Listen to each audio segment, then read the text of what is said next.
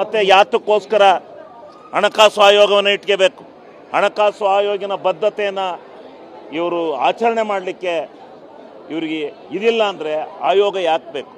ಈ ಆಯೋಗದಿಂದ ಇವತ್ತು ನಾವೆಲ್ಲ ಇಕ್ಕಟ್ಟಿ ಸಿಕ್ಕಿದ್ದೇವೆ.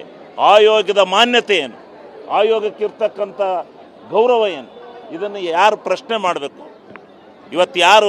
ಇವತ್ತೇನಾದ್ರು ನೀವು ಹೇಳ್ತಾ ಇರ್ತಕ್ಕಂಥ ಪರಿಸ್ಥಿತಿಗೆ ಹಣಕಾಸಿಗೆ ದೂಡಿದರೆ, ನಾವೇನಾದ್ರು ಸಂಕಷ್ಟ ಅನುಭವಿಸ್ತಾ ಇದ್ದರೆ ಇದಕ್ಕೆ ಕೇಂದ್ರ ಸರ್ಕಾರದ ಒಂದು ಏನು ಇಬ್ಬಗೆಯ ನೀತಿ ಇದೆ, ಆ ನೀತಿನೇ ಮುಖ್ಯ ಕಾರಣ ಅಂತಕ್ಕಂಥದ್ದನ್ನು ನಾನು ಖಡಾಖಂಡಿತವಾಗಿ ಹೇಳ್ತೇನೆ.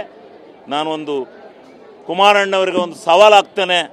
ಅವರಿಗೆ ಏನು ಹಿಂದಿನ ಸರ್ಕಾರ ಹಿಂದೆ ಹಣಕಾಸು ಆಯೋಗದಲ್ಲಿ ತೀರ್ಮಾನ ಮಾಡಿ ಕರ್ನಾಟಕ ರಾಜ್ಯಕ್ಕೆ ಕೊಡಬೇಕು ಅಂತಕ್ಕಂಥ ಹಣವನ್ನು ನಿರ್ಣಯ ಮಾಡಿದ್ದಾರೆ, ಅದನ್ನು ಅವರು ಬದ್ಧತೆಯಿಂದ ಇವತ್ತು ಅದನ್ನು ಬಿಡುಗಡೆ ಮಾಡಿಸ್ಬೇಕು ಅಂತಕ್ಕಂಥ ಮಾತನ್ನು ನಾನು ಅವರಿಗೆ ಮನವಿಯನ್ನು ಒತ್ತಾಯಪೂರ್ವಕವಾಗಿ ನಾನು ಮಾಡ್ತಾಯಿದ್ದೆ.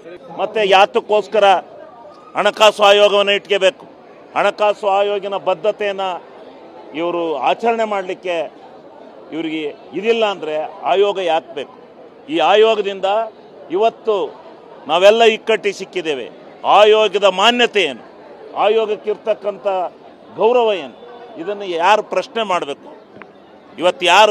ಇವತ್ತೇನಾದ್ರು ನೀವು ಹೇಳ್ತಾ ಇರ್ತಕ್ಕಂಥ ಪರಿಸ್ಥಿತಿಗೆ ಹಣಕಾಸಿಗೆ ದೂಡಿದರೆ, ನಾವೇನಾದ್ರು ಸಂಕಷ್ಟ ಅನುಭವಿಸ್ತಾ ಇದ್ದರೆ ಇದಕ್ಕೆ ಕೇಂದ್ರ ಸರ್ಕಾರದ ಒಂದು ಏನು ಇಬ್ಬಗೆಯ ನೀತಿ ಇದೆ, ಆ ನೀತಿನೇ ಮುಖ್ಯ ಕಾರಣ ಅಂತಕ್ಕಂಥದ್ದನ್ನು ನಾನು ಖಡಾಖಂಡಿತವಾಗಿ ಹೇಳ್ತೇನೆ. ನಾನೊಂದು ಕುಮಾರಣ್ಣವರಿಗೆ ಒಂದು ಸವಾಲಾಗ್ತೇನೆ.